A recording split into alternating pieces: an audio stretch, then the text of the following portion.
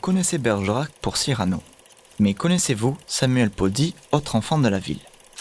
Les Pozzi, protestants italiens originaires de Valtelline, sont venus en France au début du XIXe siècle.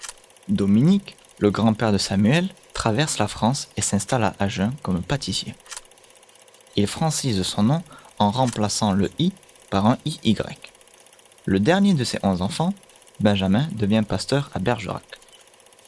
Son fils, Samuel, en 1873, revient à son patronyme italien. Pozzi est avant tout connu comme avant-gardiste de la médecine. Paul Broca a été l'un de ses professeurs.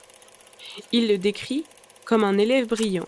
Dès l'université, il a su se démarquer des autres en adoptant une réflexion avant-gardiste.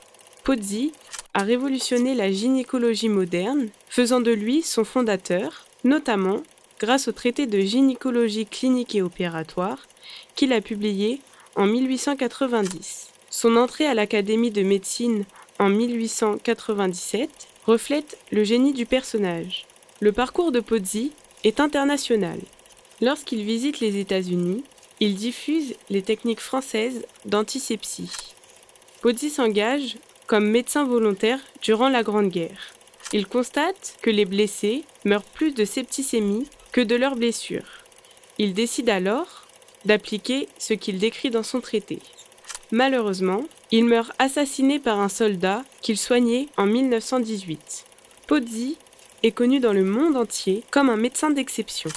Ses cartes, présentes dans les tablettes de chocolat Félix Potin, en sont la preuve. Mais Pozzi était aussi un homme mondain et séducteur.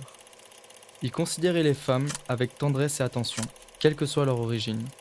Il savait comprendre et aider les femmes grâce à sa médecine et sa pratique.